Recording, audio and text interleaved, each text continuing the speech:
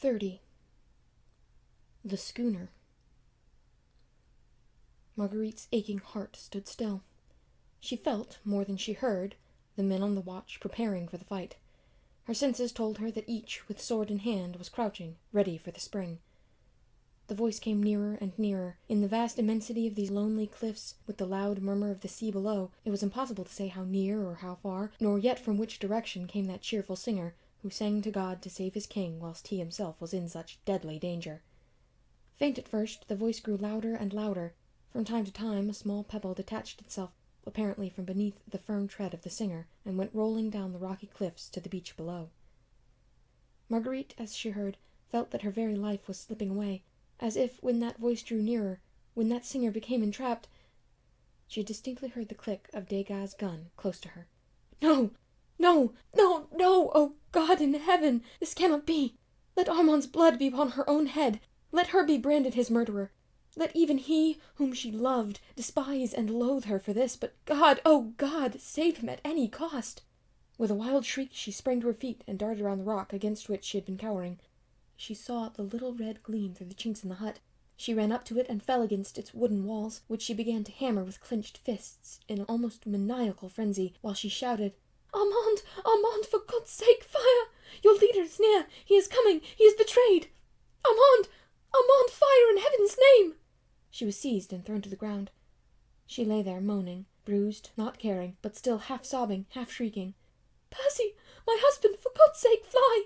Armand! Armand! Why don't you fire?" "One of you stop that woman screaming!" hissed Chauvelin, who hardly could refrain from striking her. Something was thrown over her face. She could not breathe, and, perforce, she was silent. The bold singer, too, had become silent, warned, no doubt, of his impending danger by Marguerite's frantic shrieks. The men had sprung to their feet. There was no need for further silence on their part. The very cliffs echoed the poor, heartbroken woman's screams. Chauvelin, with a muttered oath which boded no good to her who had dared to upset his most cherished plans, had hastily shouted the word of command. "Into it, my men, and let no one escape from that hut alive!" The moon had once more emerged from between the clouds. The darkness on the cliffs had gone, giving place once more to brilliant, silvery light. Some of the soldiers had rushed to the rough wooden door of the hut, whilst one of them kept guard over Marguerite. The door was partially open. One of the soldiers pushed it further, but within all was darkness, the charcoal fire only lighting with a dim red light the furthest corner of the hut. The soldiers paused automatically at the door, like machines waiting for further orders. Chauvelin, who was prepared for a violent onslaught from within and for a vigorous resistance from the four fugitives under cover of the darkness, was for the moment paralyzed with astonishment when he saw the soldiers standing there at attention, like sentries on guard, whilst not a sound proceeded from the hut. Filled with strange, anxious foreboding, he, too, went to the door of the hut, and, peering into the gloom, he asked quickly, "What is the meaning of this?" "I think, citoyen, that there is no one there now," replied one of the soldiers imperturbably. "You have not let these 4 men go!" thundered Chauvelin menacingly. "I ordered you to let no man escape alive. Quick, after them, all of you, in every direction!" The men, obedient as machines, rushed down the rocky incline toward the beach, some going off to the right and left, as fast as their feet could carry them. "You and your men will pay with your lives for this blunder, citoyen sergeant," said Chauvelin viciously to the sergeant who had been in charge of the men. "And you too, citoyen," he added, turning with a snarl to Degas, "for disobeying my orders. You ordered us to wait, citoyen, until the tall Englishman arrived and joined the 4 men in the hut. No one came," said the sergeant sullenly. "But I ordered you, just now, when the women screamed, to rush in and let no one escape." "But, citoyen, the 4 men who were there before had been gone some time. I think—" "You think? You?" said Chauvelin, almost choking with fury. "And you let them go?" "You ordered us to wait, citoyen," protested the sergeant, "and to implicitly obey your commands on pain of death. We waited. I heard the men creep out of the hut not many minutes after we took cover, and long before the women screamed," he added, as Chauvelin seemed still quite speechless with rage. "Hark!" said Degas suddenly. In the distance the sound of repeated firing was heard. Chauvelin tried to peer along the beach below, but, as luck would have it, the fitful moon once more hid her light behind a bank of clouds, and he could see nothing. "One of you go into the hut and strike a light," he stammered at last. Stolidly the sergeant obeyed. He went up to the charcoal fire and lit the small lantern he carried in his belt. It was evident that the hut was quite empty. "Which way did they go?" asked Chauvelin. "I could not tell, citoyen." said the sergeant. "They went straight down the cliff first, then they disappeared behind some boulders." "Hush! What was that?" All three men listened attentively. In the far, very far distance could be heard, faintly echoing and already dying away, the quick, sharp splash of half a dozen oars.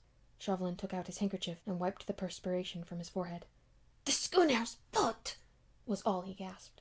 Evidently Armand St. Just and his three companions had managed to creep along the side of the cliffs, whilst the men, like true soldiers of the well-drilled Republican army, had, with blind obedience and in fear of their lives, implicitly obeyed Chauvelin's orders to wait for the tall Englishman, who was the important capture.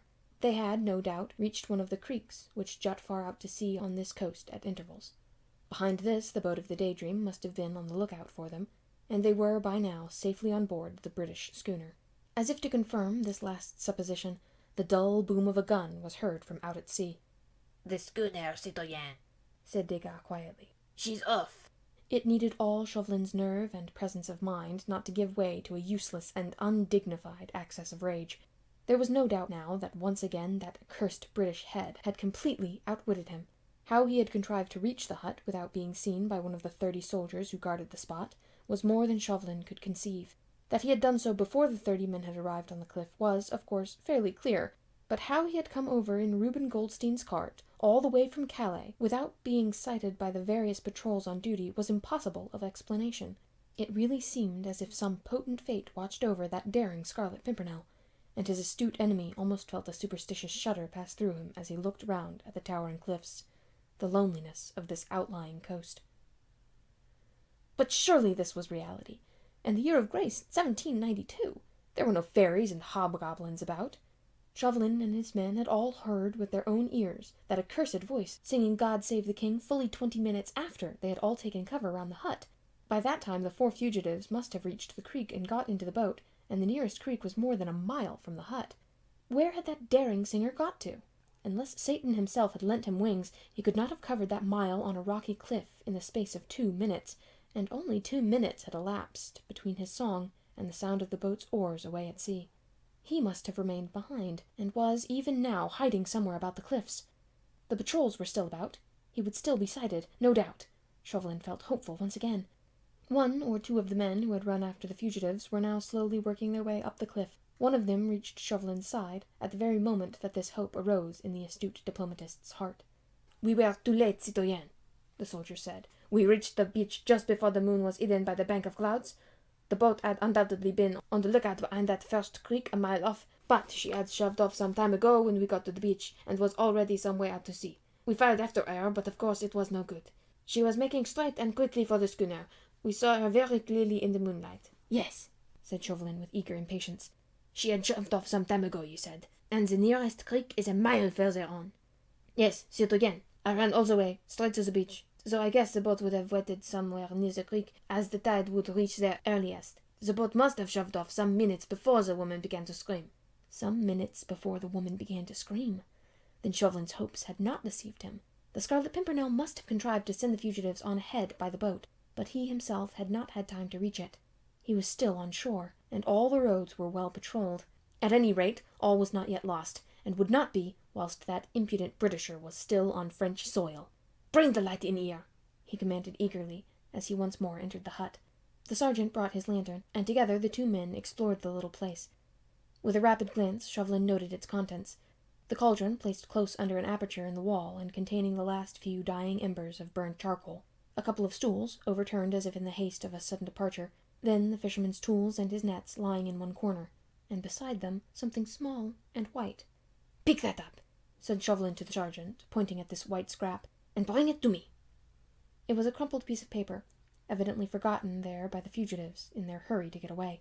The sergeant, much awed by the citoyenne's obvious rage and impatience, picked the paper up and handed it respectfully to Chauvelin. "Read it, sergeant," said the latter curtly. "It is almost illegible, citoyen. A fearful scrawl." "I ordered you to read it," repeated Chauvelin viciously. The sergeant, by the light of his lantern, began deciphering the few hastily scrawled words. "I cannot quite reach you without risking your lives and endangering the success of your rescue. When you receive this, wait 2 minutes, then creep out of the hut 1 by 1. Turn to your left sharply, and creep cautiously down the cliff. Keep to the left all the time, till you reach the first rock which you see jutting far out to sea. Behind it, in the creek, the boat is on the lookout for you. Give a long, sharp whistle. She will come up. Get into her. My men will row you out to the schooner, and thence to England and safety. Once on board the Daydream, send the boat back for me. Tell my men that I shall be at the creek, which is in a direct line opposite the Chagris near Calais. They know it. I shall be there as soon as possible. They must wait for me at a safe distance out at sea, till they hear the usual signal. Do not delay, and obey these instructions implicitly." Then there is a signature, citoyen?" said the sergeant as he handed the paper back to Chauvelin. But the latter had not waited an instant. One phrase of the momentous scrawl had caught his ear. "I shall be at the creek which is in a direct line opposite the Chagris near Calais." That phrase might yet mean victory for him. "Which of you knows this coast well?" he shouted to his men, who now, one by one, had all returned from their fruitless run, and were all assembled once more round the hut. "I do, citoyen," said one of them. "I was born in Calais, and know every stone of these cliffs. There is a creek in a direct line from the Chagris." "There is, citoyen. I know it well. The Englishman is hoping to reach that creek. He does not know every stone of these cliffs. He may go there by the longest way around, and in any case he will proceed cautiously for fear of the patrols. At any rate, there is a chance to get him yet. 1,000 francs to each man who gets to that creek before that long-legged Englishman." "I know a shortcut across the cliffs," said the soldier, and with an enthusiastic shout he rushed forward, followed closely by his comrades. Within a few minutes their running footsteps had died away in the distance. Chauvelin listened to them for a moment. The promise of the reward was lending spurs to the soldiers of the Republic. The gleam of hate and anticipated triumph was once more apparent in his face.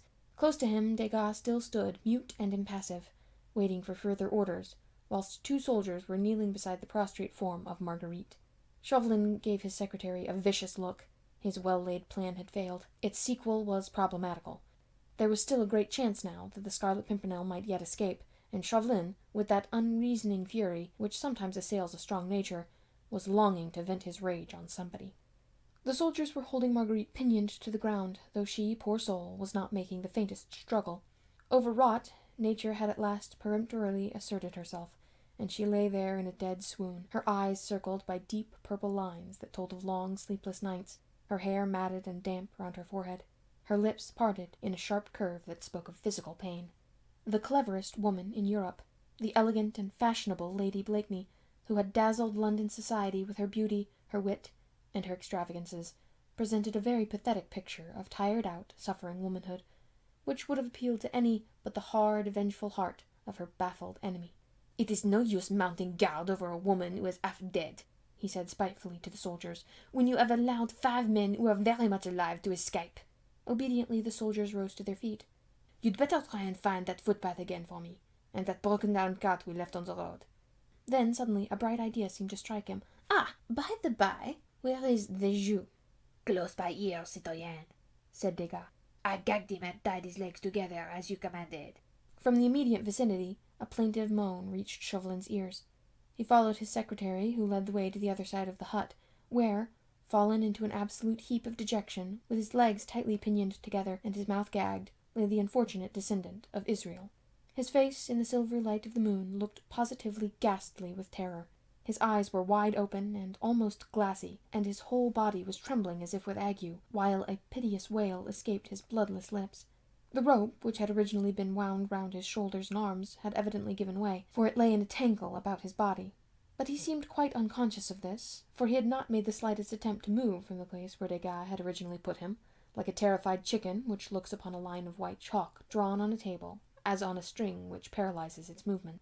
"Bring the cowardly brute here," commanded Chauvelin. He certainly felt exceedingly vicious, and since he had no reasonable grounds for venting his ill humour on the soldiers, who had but too punctually obeyed his orders, he felt that the son of the despised race would prove an excellent butt.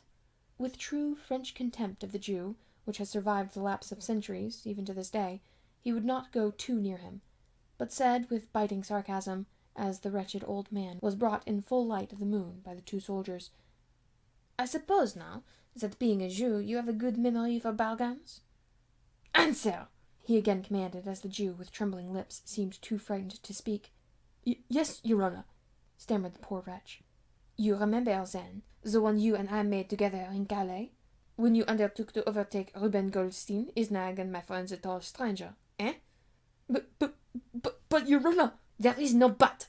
I said, do you remember?" Yes, your Honor. What was the bargain? There was dead silence. The unfortunate man looked round at the great cliffs, the moon above, the stolid faces of the soldiers, and even at the poor, prostrate, inanimate woman close by, but said nothing. Will you speak? Thundered Chauvelin menacingly. He did try, poor wretch, but obviously he could not. There was no doubt, however, that he knew what to expect from the stern man before him. Your Honor, he ventured imploringly.